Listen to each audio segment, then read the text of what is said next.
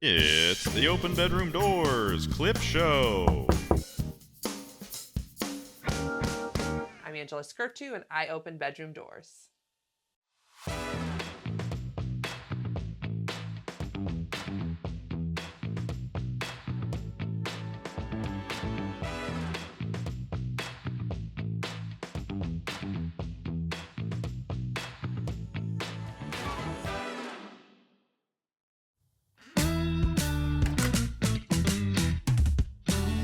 Here at the Open Bedroom Doors show, I just want to make sex normal again.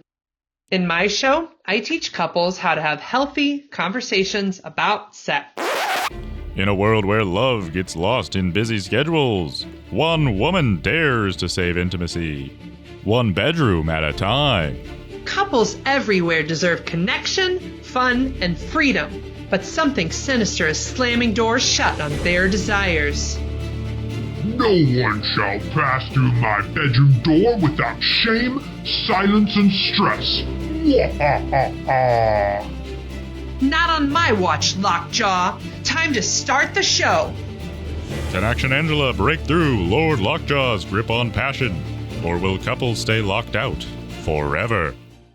Whereas, in the Netherlands, they start sex education around 6 or 8. And, at elementary school age, they're showing children, images and videos of nude adults, not having sex, not anything appropriate, locker It's like room. body. This is what a body is. Yeah.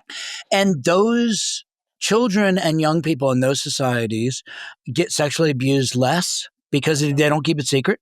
They have less teen pregnancy. They have less sexually transmitted infections. It's the shame and the secrecy that ultimately, fosters and breeds unhealthy sex, including sexual abuse. The only way I think we change it is, things like you're doing right now, with this podcast, and things like I'm doing in court, where we're encouraging people to understand that sex is, a normal human behavior. It's a normal aspect of sex, of human life, and sexual diversity is normal. Well, I think, so I'm a mom of a 10-year-old, and actually I'm writing a book about puberty with her. So that's coming soon. But the interesting thing that I actually, with one of my supervisees, so David and I, for those of you listening in, David and I also work at the Sexual Health Alliance as supervisors. And so one of my supervisees, I read just what I do with my daughter is I will play. And as we play, I document the conversations she and I are having here and there, like as they naturally come up about intimacy. And when it's 10, it's about bodies, boundaries, and puberty. Like that's what I'm teaching her about right now. So I think one of the things that happens as I'm telling her these things is I realize that also parents don't know what's age appropriate. And so they hear sex and kids and they're like, wrong. And so I do think there is a little onus on us to help people like us, the sexual health professionals, to kind of give people guidance on okay, at 10, it's bodies, boundaries, and puberty. All right, at 12, it adjusts like this because as they age, there's new things you need to talk about. But I even think people are afraid of that word, sex education. And when I was reading these conversations to my supervisee, she was like, oh, that's so sweet. I didn't even know you could talk to kids like that. And it meant something to me to hear her response and realize this is the real problem is that people don't even know what the conversation with the 10-year-old is supposed to sound like. That's right. And the thing is, I love the way you frame that because it doesn't stop. I mean, that line I used earlier, don't choke on the first date. I actually came up with that in a conversation with my son when he was, I want to say 22 or 23, because I was seeing these cases and I'm driving down the road with him. And I said, look, hey, I just want to have this chat with you. That, there are gals out there that you're going to end up, having a sexual interaction with, and they may want you to choke them. And maybe think twice about that. Maybe don't do that until you know them really well and you know what their boundaries are and you know what they know about this experience.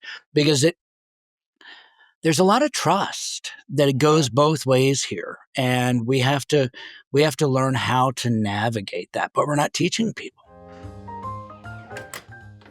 If you want a bed, guess what? We are filming our sex positions here at Mattress Dogs. This is a mattress furniture store, and I am thankful for Mattress Dogs for letting me do my sex positions event in bed. Use promo code SEXYTIME and you can get your next bed here tax-free.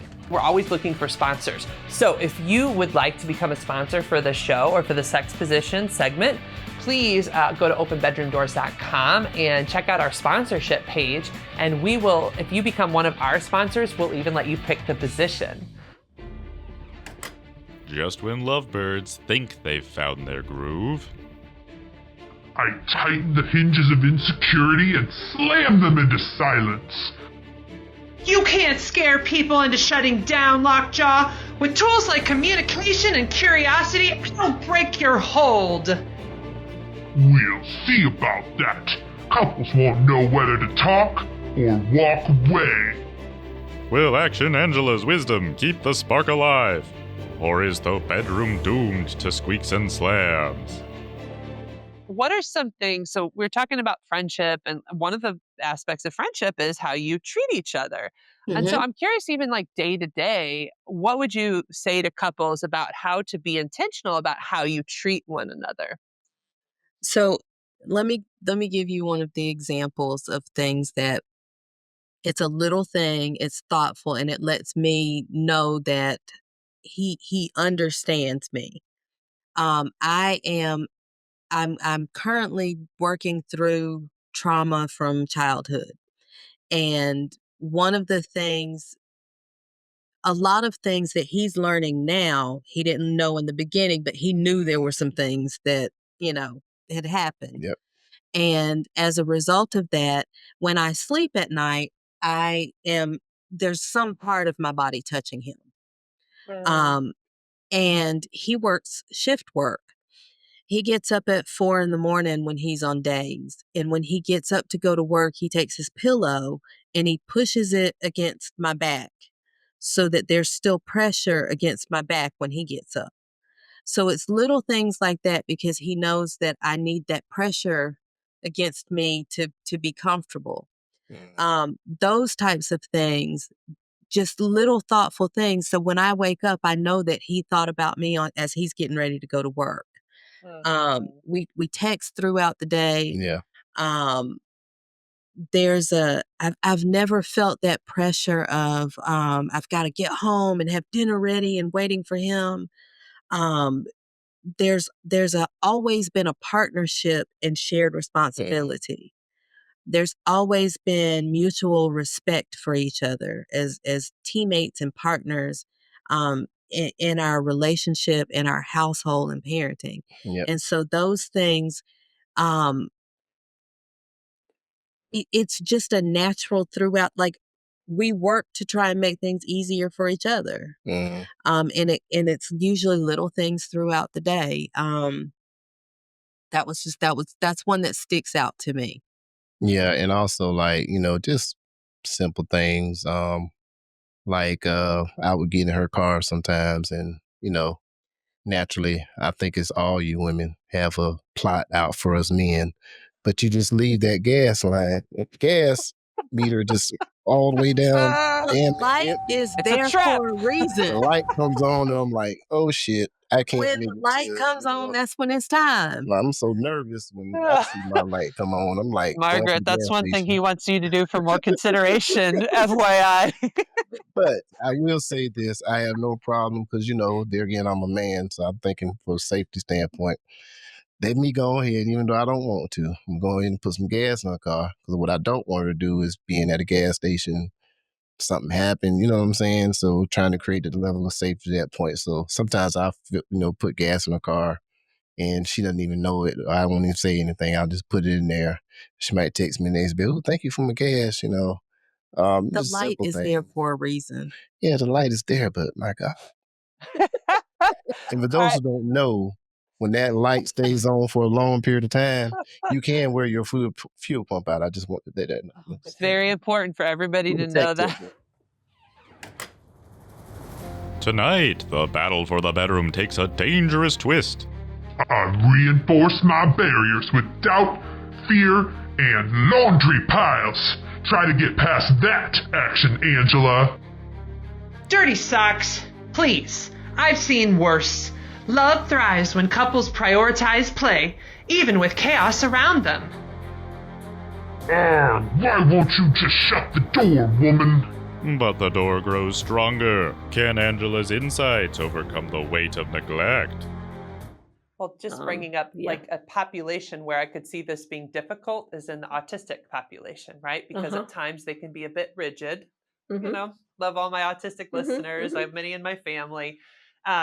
If you understand the context, like you mentioned, right? Like in the context, you're playing a game, you're just practicing the skills, right? Like here's how you give, here's how you receive, here's how you see the different mindsets. But if every sexual act was like that, then right, like you're like, all right, this is how we're supposed to do it. It could get kind of rigid. Like, well, no, now we're supposed to do it like this. And you're suggesting that you're using this as sort of like principles, right? Of like, okay, hey, every now and I could see in a sex act, for example, sometimes putting your brain in the space of like, okay, I want to give to you. And then you might more flexibly bring it up into the sex life. Yeah, you don't want to carry it into your every waking moment. Yeah. Or you just want to find flexible ways. Yes, yeah. And people have sometimes tried that because what happens is very often as people learn the practice, they learn the 3-minute game. What do you want to do to me for 3 minutes? What do you want me to do to you for 3 minutes? It's so fun. I mean, it's really fun to play. And it's so many ahas come out of it that people sometimes think, oh my gosh, I'm going to do everything like this. And it doesn't work so well to do everything like this. Yeah. It is a game. It's a practice. Yeah. That's excellent. I love that. And I think it could be an important like reminder to go back to, right? So you guys play the game maybe once a month or once a quarter just to remember some of those principles. Oh, hell, but play then it you're every finding night. ways. Oh, you heard it from Betty Martin. Play my game play it every night. Oh, hell yeah. Because why wouldn't you want to be touched exactly the way you want for 3 minutes every night? Like, why wouldn't you want that? That makes sense. Yeah. Well, it's not going to, and this is part of also what makes it a practice is that it's going to be different every time. And it will change over time and you'll expand it over time. You'll start to say, well, 5 minutes, 10 minutes, 20 minutes, that's great too. It's helpful to start with a short turn, like 3 minutes to learn. But anyway, so you may start with, well, I don't know what to ask for. Maybe I'll ask for my shoulders rubbed. And then the next time think, well, that worked pretty good. Maybe I'll ask for my whole back. Oh, that worked pretty good. Maybe I'll ask for my head. Or maybe I want my feet rubbed, or maybe I want to be spanked, or maybe I want to be held and have you sing to me.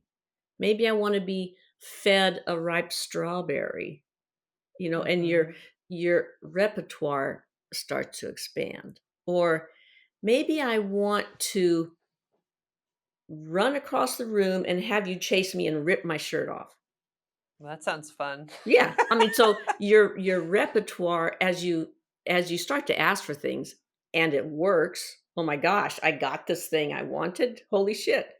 Then your repertoire just naturally expands. And pretty soon you're doing all kinds of stuff that you never would have thought of before because you just didn't have the opportunity or the opening to play in that way.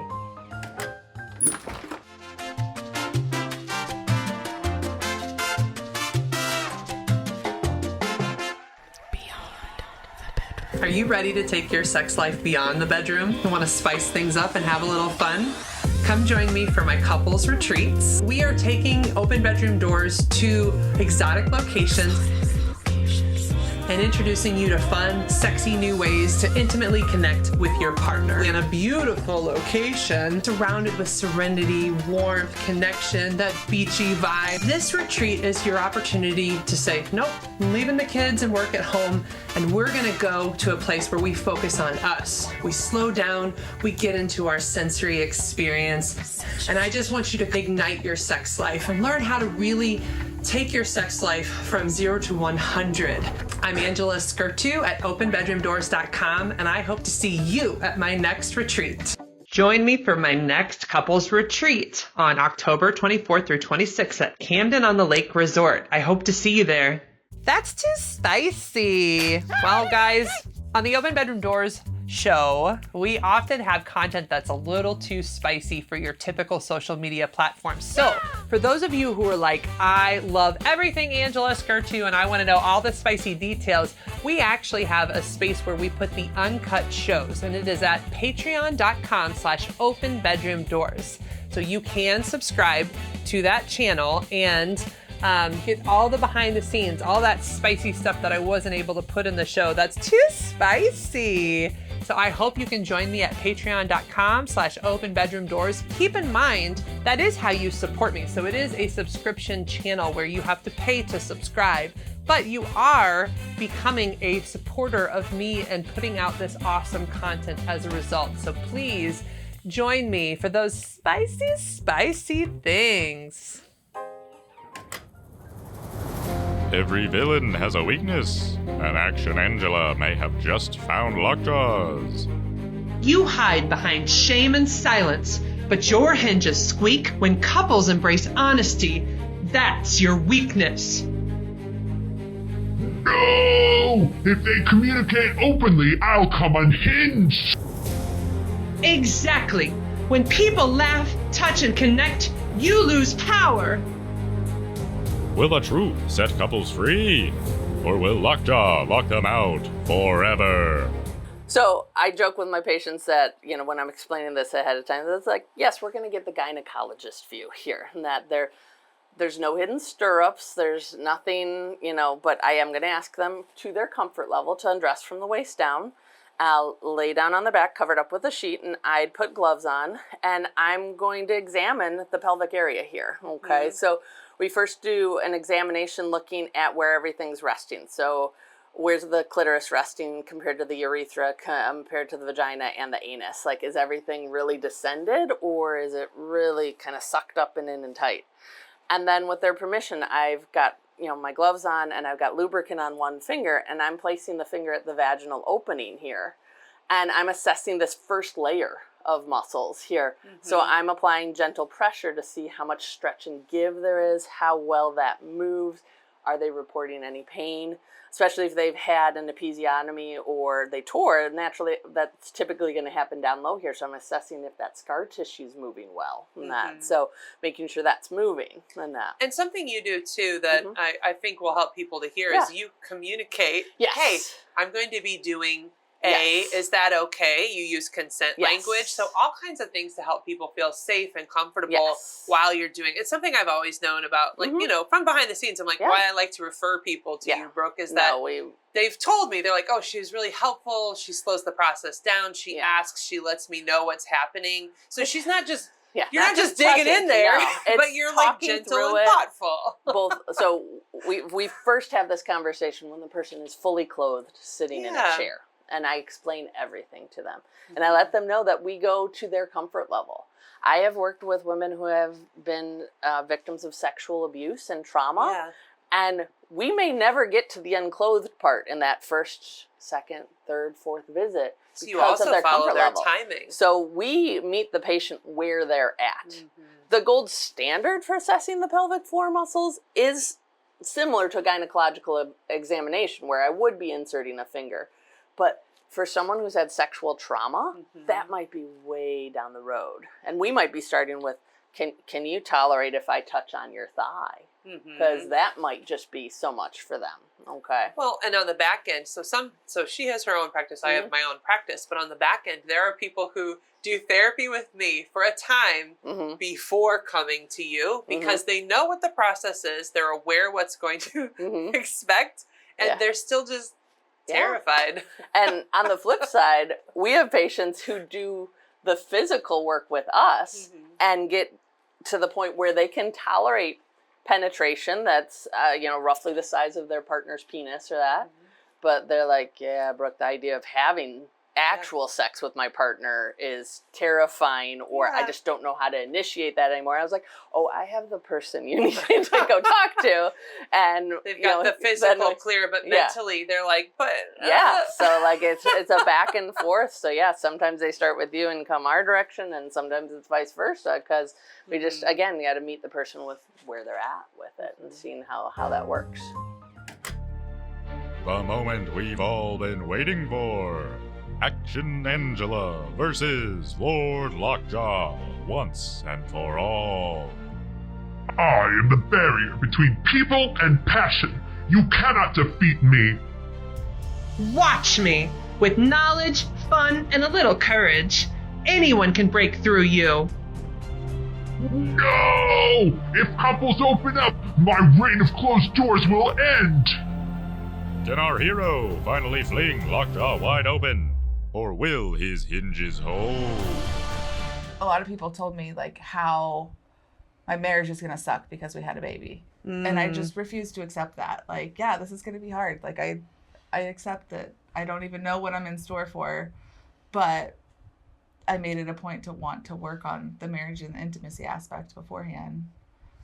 And even people told me that like they lost their husband when they had a baby. Like that just all she wanted to do was take care of the baby, and he didn't know where to step in. And she said the day my marriage ended was the day that I had a baby. 35 years later, she's still married to him, and like they're miserable, and they're talking through that part of it. And it was just an interesting like perspective of, I don't want that to happen. Like I want us to grow closer and like have adventures as a family. And so I think it's just been very intentional for both of us. That story is the story of so many couples that I work with as a sex therapist. Like for everyone listening, it starts at baby, and it's how a couple comes together and stays connected through new baby. That really is a make or break for relationship. And yes, to your point, it is a challenging thing to do.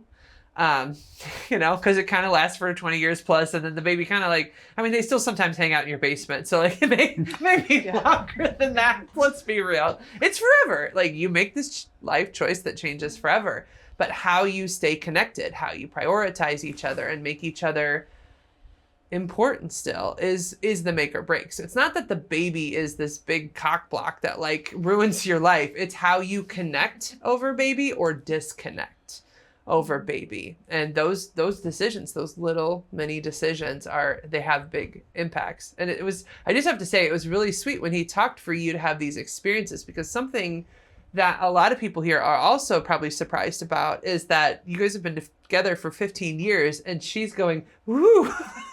I don't know. That's an accomplishment too. So it's amazing that you guys are that close after 15 years, and that he still gives you the vapors. Oh my. Well, that's true. I want to thank you for being on this show. Is there any final bit of advice you would want to give new parents? Part of me wants to say like just loosen up, but like that's harder to say, and that comes off a little harsh. But I don't. Just as somebody that like is very serious and very anxiety ridden, I feel like I've been really just trying to go with the flow and just loosen up and like be flirty and fun, and like I don't have to be so stressed about the baby. So I feel like that has helped me just relax. What about you? Any advice? I don't think any amount of prep work we did made really any difference. Yeah. So, just wing it. Yeah, but like just go into it. You figure everything out as it's happening. But we stressed about it more before it happened than we do now. So just I don't know. People in much worse conditions figure it out all the time. Like, give yourself the credit to just get it done. After an epic battle, the bedroom door is finally open. You may have won this round, Angela, but doors never truly stay open. I will return. Bring it on, LockJaw. As long as there's love to fight for, I'll be here, saving the world one bedroom at a time. And so ends this chapter of Open Bedroom Doors. But don't worry, loyal listeners. The fight continues. Join me again when the show returns on Thursday, October 30th, 2025 at 9 p.m. Central. Until then, keep those bedroom doors open.